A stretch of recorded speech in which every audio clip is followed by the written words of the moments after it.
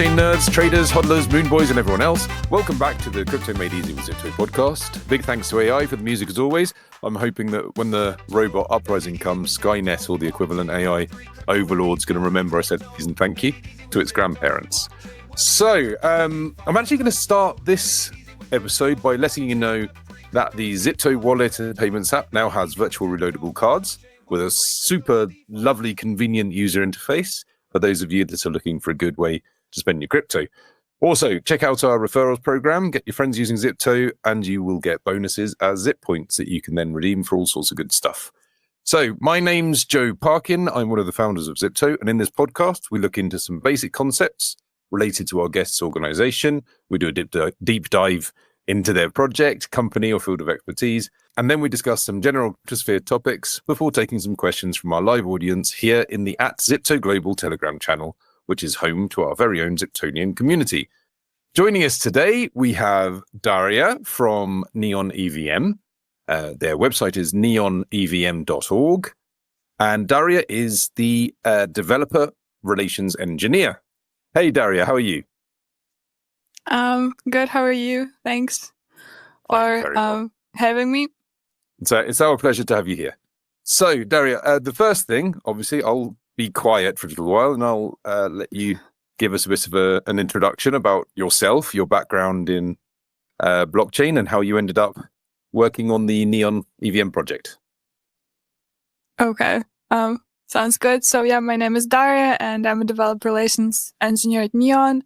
So I started in blockchain as a developer.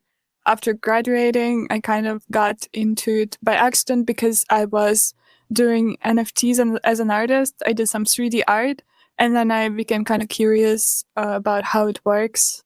And that's how I started learning Solidity. And then it kind of all got, I joined a startup as a backend blockchain engineer. And then I, by accident, also switched to DevRel. And now I am a DevRel at Neon. So I'm helping developers to onboard the best way possible, create technical content oriented to developers. Everything to do with developer education and onboarding. Okay, good. So, and what was it that you studied? Computer science. Great, brilliant. So you're one of these rare people that is technical, artistic, and is able to communicate with people. That's a rare and very valuable profile. So I'm going to explain a little bit how we've got the podcast laid out in terms of the sections. So we've got 4 parts if you include questions. First of all, we have the basics, and I think you're going to be great for this because in this section, we ask our guests to explain some basics around your project. So some of the more basic concepts. After that, we do a deep dive into Neon. So you can tell us everything about your project in particular. And then we have the big picture where we discuss some things a little bit broader, within the cryptosphere. So we're going to dive straight into the basics. And so this is a section where you can help to educate listeners on some more technical things via my ignorance. So that's kind of a theme of this podcast in general on technical things. So we're going to start with some really basic things. So your project being called Neon EVM is a great opportunity for me to ask you what EVM stands for and what it means. EVM stands for Ethereum Virtual Machine. So we are basically bringing EVM to Solana. I think that's in short how I would say it is. So it's Ethereum Virtual Machine. Now, I'm sure a lot of people that are listening actually don't know what Ethereum Virtual Machine means. So how would you describe it in simple terms? I would just describe it as I guess on a higher level, you can just say it's like a distributed computer because it's hard without going into what Turing completeness is, but basically if you think about your own computer, everything that it can do, it's Turing complete. So it can perform certain operations that are more complicated than what your calculator can do. So in that way, Ethereum virtual machine can also perform all of those calculations and operations that your computer can perform. And like Bitcoin on the other end is kind of more like a calculator because it's not a Turing complete blockchain. So it's not really acting as like a distributed computer. So I would say Ethereum virtual machine is just what makes all of the smart contract, all of the hardware operations possible on Ethereum. So I think what confuses a lot of people is that we're talking about Ethereum, but then there are actually lots of EVM blockchains. So I think that's where people get confused. So how do you think we can get people and me to understand this? The way I understand it, I'll tell you in my very basic non-technical understanding, is that they're simply based on the Ethereum technology. Is that more or less right? So yeah, I think it depends, because if you take Arbitrum, it's based on Ethereum virtual machine. Like it has the same virtual machine under the hood, and then it also communicates transactions to the base layer. So it's kind of based on Ethereum in two ways. But then you have projects like Neon. So Neon is using the kind of the principles of Ethereum virtual machine, but it's functioning on Solana. So I think there are different ways to think about it.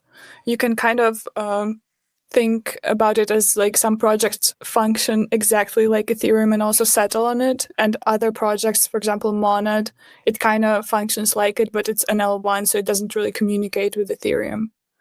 Okay. So I think what's useful for any kind of noob listeners to know is that when you see EVM on, for example, on Zypto app, that means that those blockchains share the same wallet address. That's kind of the most basic thing you need to know. Apart from that, then you need to get deeper. Yeah. Right. Moving on to the next question here. And again, we're talking, we start out kind of with more noob-friendly things. So your website says no Rust required. Could you explain what Rust is? Well, Rust is a cross-functional programming language that is kind of closer to low-level languages, and it's very strict with how you can write it, and it has a very steep learning curve. So it's kind of very hard to start if you're just getting into blockchain. It might not be really the best choice if you're just starting out as a blockchain developer, and you have Solidity, which is also a programming language which Ethereum uses, which is much easier to start with. So okay, that was going to be my other kind of basic question at the beginning, like which other programming languages are there? So I know there's Solidity. On your website you also mentioned Viper. What's Viper used for? I've never heard of it, to be honest. Well, it is used for the same purpose. I guess it's for those who don't really like how Solidity looks or feels, like syntax and stuff. So it's more similar to Python, but it still compiles to the same bytecodes. So if you don't like Solidity, you can just use Viper. It's EVM compatible. Okay, cool. So anytime people see Rust, Solidity, or Viper, we're talking about programming languages. Okay, good stuff. Thank you for that. And I know it's sometimes it's difficult to kind of step back to the very basics. Right, now we're going to move on to the deep dive into Neon EVM. And I always like to ask my guests, first of all, a little bit about the origin story. So could you explain how Neon came to be? Oh, I mean, I have joined relatively recently, so I'm not I can't speak to the very, very founding, but I think the general idea was to make the speed and accessibility of Solana and the parallel transactions available to EVM developers. So I think it came to be from this idea of making the better, not necessarily faster of making a faster infrastructure and scaling available to the big chunk of developers, which are EVM developers. Okay, and do you know how long it's been around? Like when the project was founded? Yeah, I think it's from 2021, I want to say. Oh, okay, it's older. I actually thought it was more recent, to be honest, because there's a lot more emphasis on interoperability recently. So that's quite old in terms of kind of cross-chain compatibility. So so basically, well, the next question is really basic. Could you, and very broad as well. Could you tell us about what Neon does, so what its function is, and how, and more or less how it works? So Neon's function is to make Solana accessible to EVM developers. So what it does is it allows you to just deploy your Ethereum compatible projects on Neon, and they will under the hood run on Solana. So you can use your Ethereum wallet, same address, MetaMask, anything that works with like Ethereum. But then it will be processed through Solana, so it will be much faster. And for you as a developer, it will be basically it will be the same developer experience as if you were developing on Ethereum, because you can use all of the same tools. You can use the same programming language, and it feels very, very familiar, and you don't have to get into like specifics of Solana development. Okay, which is actually a pretty big deal, because I often use as an example, I use like computer operating systems or telephone operating systems. So there was a big problem back in the day when Windows and Mac OS wouldn't speak to each other, or they didn't have files that could be shared between both operating systems. So this is kind of a similar thing to that, where you're making it possible so that the two systems can have things in common. Right, I'm gonna dive into some things from the website, which I may regret, because again, I'm not particularly technical. But it would be great for those I assume there'll be developers listening. I have a list of 5 terms. I have parallelization, composability, modularity, performance, and security. So I thought we could go through one by one, and you could explain what Neon does in each one of these, under each one of these headings. So we'll start with parallelization, which is a really hard word to say.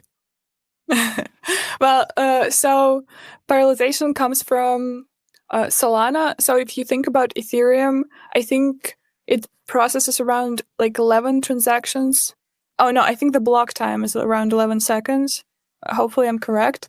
So it processes all of the transactions concurrently, so that they kind of have to like come in one by one in a queue and get also processed one by one. But on Solana, because of a different model of like organization of data and different virtual machine, you can process transactions at the same time, like for example 2, or obviously many more, if they don't interact with the same resource, if they don't really touch each other in any way.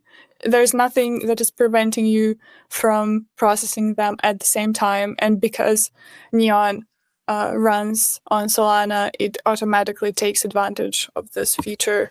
It just processes transactions that can be processed in a parallel way. It just does it because they're not really interfering with each other.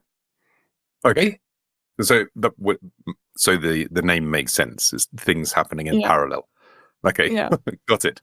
Right. Now the next title is composability. So I think composability is kind of our favorite thing at the moment, because you can think about it as like the synonym would be interoperability, which is also kind of hard to say. But Neon is interoperable or composable with Solana because under the hood it is running on Solana, and it is one of the big parts of Neon is in a program that runs on Solana. And because of that, through that program, you can interact with other Solana programs kind of directly. So this is what makes Neon composable with Solana, and that's like hence where the word comes from on the website. Okay, so what would be some kind of practical uses? Now, seeing that it's operating on both sides and the interoperability. So what would be some practical use cases for Neon? For composability, right? Yeah, or well, in general, if you like, but well, actually, one of the recent like really good examples is Roam Swap. So if you like search it, it's gonna be a swapping app. How do you spell that? So Rome, like the city. Rome, Rome. like Rome swap. Rome Okay. swap, yeah. So what it does is you connect to it with your EVM wallet, and you use Neon for gas, and then you can swap tokens that are on Solana, but it will be for you as though they are in your MetaMask app, and that is because it's using this composability feature, where it is for you acting as an EVM app, and under the hood you can actually go and see that it is doing transactions on Solana through the Neon EVM program. So interesting. another use case, yeah. So you mentioned you use Neon for gas. So is that the native token of the Neon ecosystem? Yeah, it's the same as like ETH would be on Ethereum. Okay, and is that native to the Ethereum chain or to Solana? I think it's it's native to Neon, but yeah, to Solana, because you can easily kind of place it from Solana to Neon and vice versa. Okay.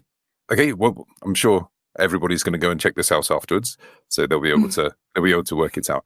Okay, interesting stuff.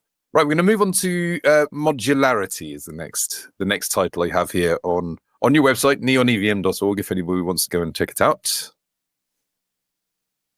I think that refers more to like the design of Neon EVM, because it consists of multiple components that are enabling this like unique system where you can make EVM apps compatible with Solidity. So you have like a Neon proxy which runs at the gateway, and it's accepting EVM transactions. Then you have like the Neon program which does all of the heavy work in translating the transactions into Solana compatible instructions. You also have like the state management, and all of those modules like work together to kind of enable this EVM interaction on Solana. Yeah, no, modularity is I know full well having a modular architecture is super important if you don't want the system to get bogged down and end up being slow and annoying.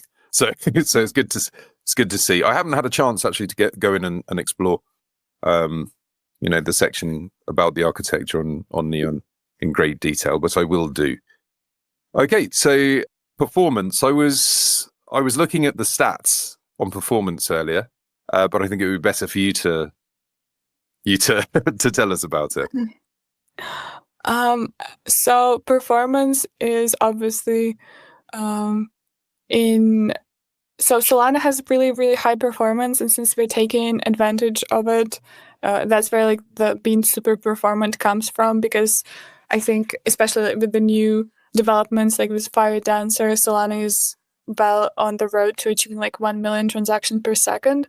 And right now it's like the TPS is really, really high, obviously not comparable to Ethereum. So, and since Neon EVM lives on Solana, it is also benefiting from its high performance. Yeah, just for those of you who don't know, TPS is transactions per second, and it's a big deal in everything to do with payments and everything to do with blockchain. So both things that we do at Zypto day to day. So I think there's a lot of people that wonder why it is that Solana's picking up so much popularity, and maybe they're not aware of the fact that it's as fast as it is, because we're operating on Solana. It feels, not just Solana, there are other really fast chains out there, but it just feels instant anytime you do anything. Like when I've been testing in the wallet, it's like in Zypto, like you can't change from one wallet to another fast enough to see it arrive. It's already there when you send things across. Okay, great. So, and lastly, security, which is one of the biggest concerns of most people with most systems on the blockchain. Of course, so I see you've got lots of security audits, which is always good to see. But apart from that, how does the Neon EVM architecture itself help to ensure security? Well, I think most of the most obvious thing is when since Ethereum has been around for longer, like the tooling, the ecosystems, the audits are more mature, and because you don't have to change anything in your code, you can you kind of inherit the security that you already had with your EVM application. Like if it was audited and then you deploy it on Neon, you don't need to re-audit it. You can also use all of the fuzzing tools like Foundry, I think it's called like Mithril, everything that all of the EVM security tooling is available to you, and ZK stack as well. So there is no additional concern for you about it being a different blockchain. Okay, good stuff. So I've got three more things specifically on Neon I wanted to ask you. The first is, could you speak to us a little bit about the governance model, the DAO, and your general and the community aspect of Neon? I think we don't really have currently the DAO, but it's in the plan. Okay. So I am not sure about how it's going to work, but we do have it like further down the road. Okay, so that would be that would have been a good answer for the following question, which is well, the final question is section, which would be about future development. So that DAO will be coming further down the line. So we've spoken to previous guests about DAOs at quite some length, so I thought it was good to link in. So the point system is another thing I saw right on your landing page. How does the point system work? Yeah, we have the points program running. So it works by indexing your transactions on our partner ecosystem apps or chains, and then assigning you points based on your activity. So it's like pretty standard, I think, point program model, and it's running. I don't think it's stopping anytime soon. Cool. So and how? So these are off-chain points. They're not. It's not a token or anything, but you're keeping track of these off-chain, and then can they be redeemed for something?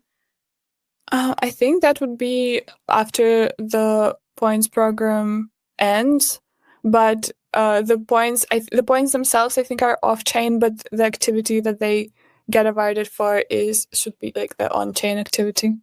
Yeah. So I'm interested in these things because we also have a point system, Zypto, and I'm interested in seeing how some of these on-chain and off-chain systems are working together, because there's a lot of people in crypto who are like, everything must be on-chain all the time, 100% of the time. So anytime you use anything that's off-chain, then you'll get like rotten tomatoes thrown at you by some of the certain parts of the community. So I was interested to bring it up. Well, I will look into it myself afterwards as well, because it's interesting to see. So it's you say it's kind of it keeps track of how much you're using the system. Is that right?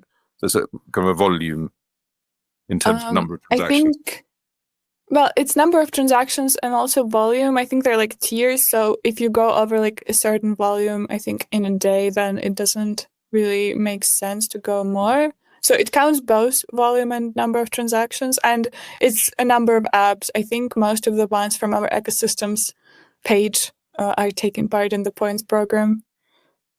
Okay, cool beans.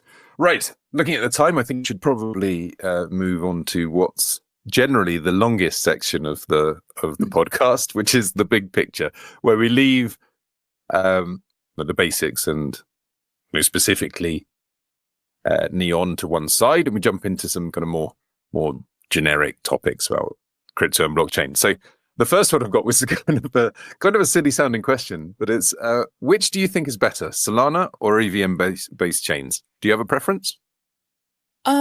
I mean, I came as from Ethereum, so I always have like a little prejudice towards EVM-based stuff. Also, I think the tooling is obviously more developed at the moment, so I can't really say, like Ethereum is dead, because it's obviously not true. But at the same time, Solana is very, very fast, and it has like this new approach to processing transactions, to storing data. So I think it depends on your needs, on your preference. Obviously, I would a little bit lean towards Ethereum because it's easier to start developing on it. So, and that's why I'm super excited about Neon, because you can basically bring all of the good stuff from Ethereum to Solana. Good. So so you get the best of both worlds. Yeah, basically.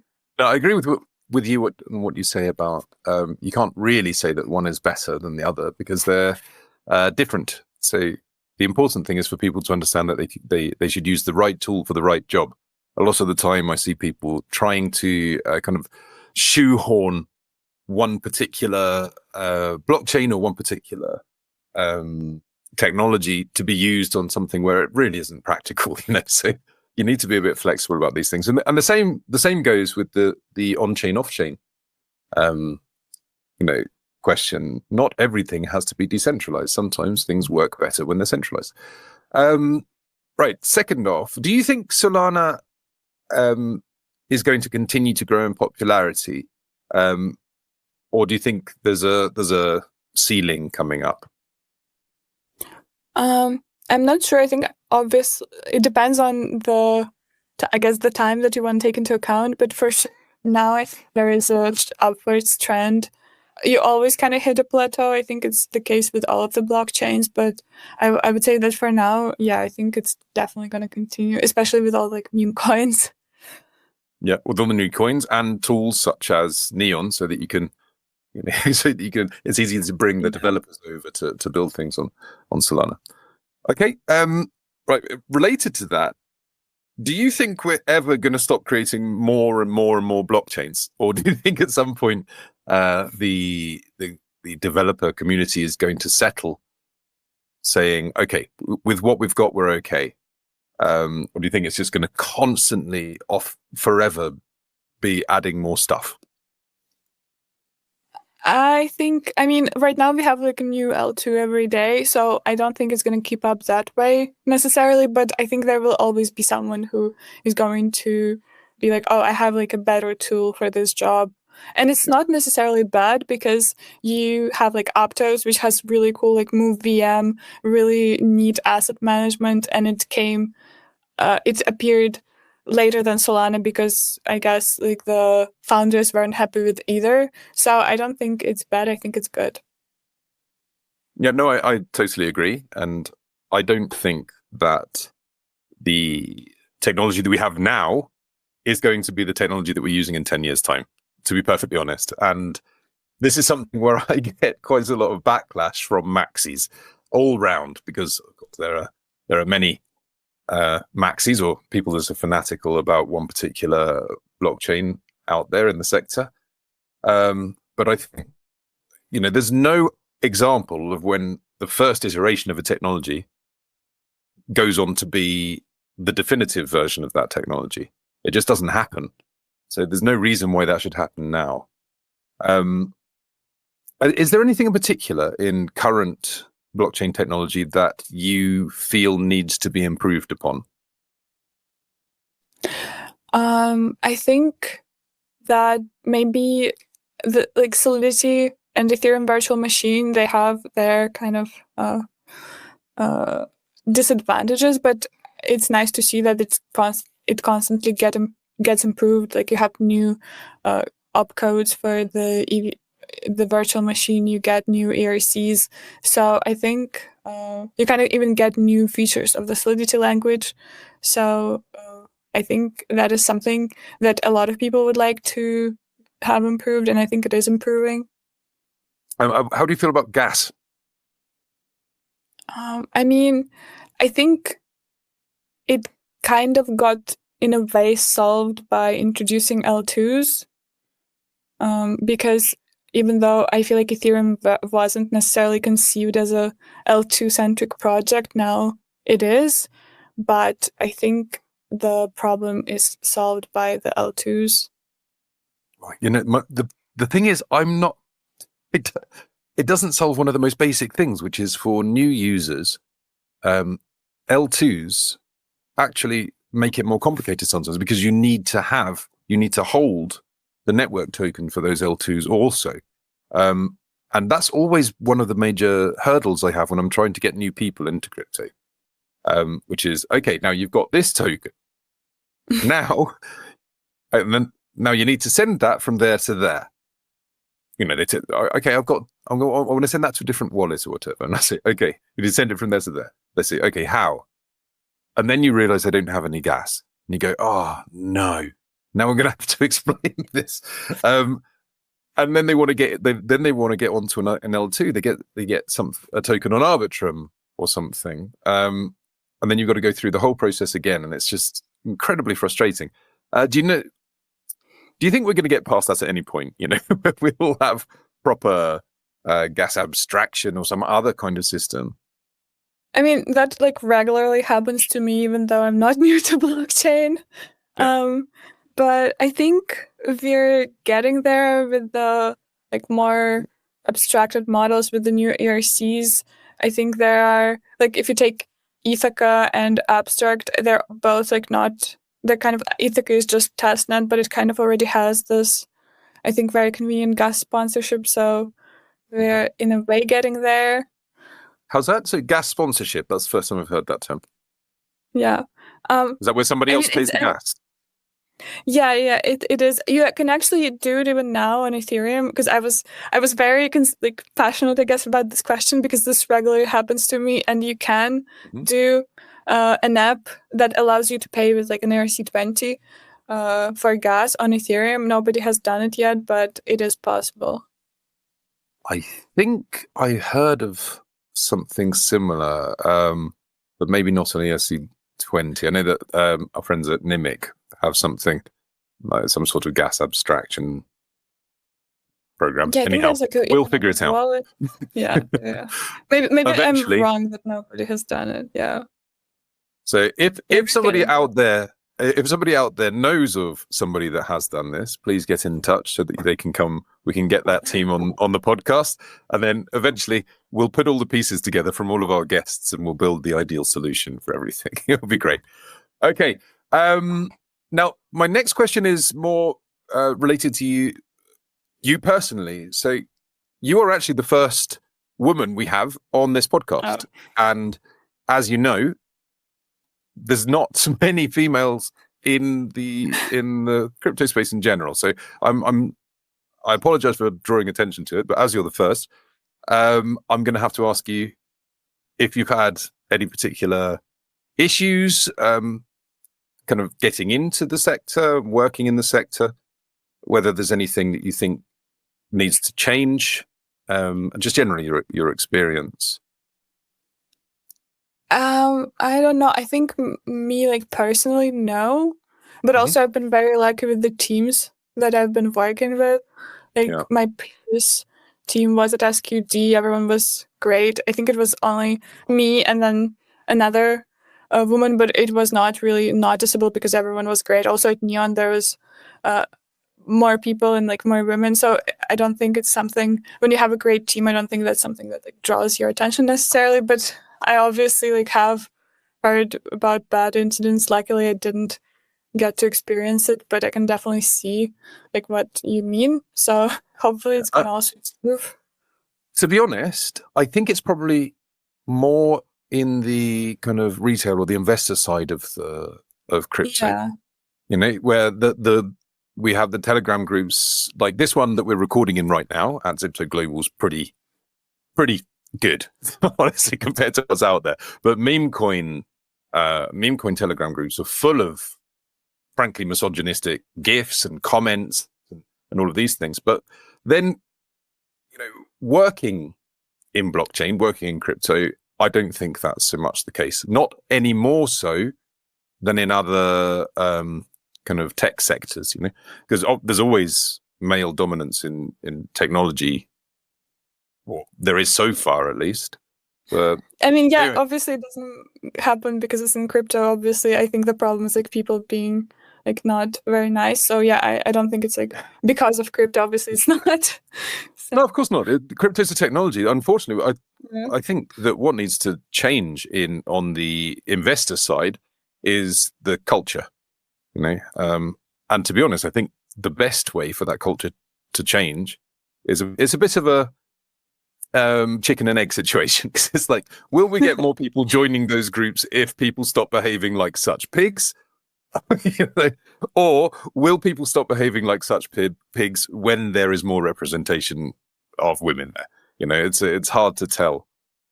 Are you in any of these Telegram groups, like on the investor side, or not? No, I don't think so. No, stay away. To be perfectly honest, it's not pleasant. If you can, stay away. But anybody that's listening that is in those Telegram groups, I would. It's especially in Telegram, but also on other social media. I'd encourage you, please, to think about what you're doing, because it's not even helping your own investment. You're chasing away over 50% of the world population by behaving disgustingly. So anyway, I apologize for bringing that up now, and I'm very glad to hear that you're not getting any, extra difficulties on that side. Right. So that's as much time as we have today. So we'll be skipping the questions this time. Thank you very much, Dario. It was really great speaking to you. Everybody, please be sure to visit neonevm.org and join all of their social media channels. Thanks for listening to Crypto Made Easy with Zypto. If you found this episode helpful or interesting, you appreciate the effort that goes into making these recordings, please show your appreciation by subscribing so you don't miss any future episodes. Of course, we must appease the algorithm overlords, which means you are duty-bound to leave a thumbs up, 5 stars, positive comments, which help a great deal, and all that stuff. You know what to do. Visit Zypto.com, download Zypto Wallet and Payments app, which has loads of great new stuff, including those virtual cards I mentioned earlier. There's more big updates coming, including additional blockchains. I have been Joe Parkin, and I'll see you again very soon for another episode with another great guest. Do you have any closing statements, Dario? Yeah, I just want to say thanks for inviting me and to tell everyone to take part in our points program, and also let us know if you're in Bangkok. We'll be there too, so come up by our booth. And yeah, just check out our website, developer resources as well. Fantastic. Thank you ever so much. It's been great speaking to you. Thank you. Take care, Dario. Have a great day.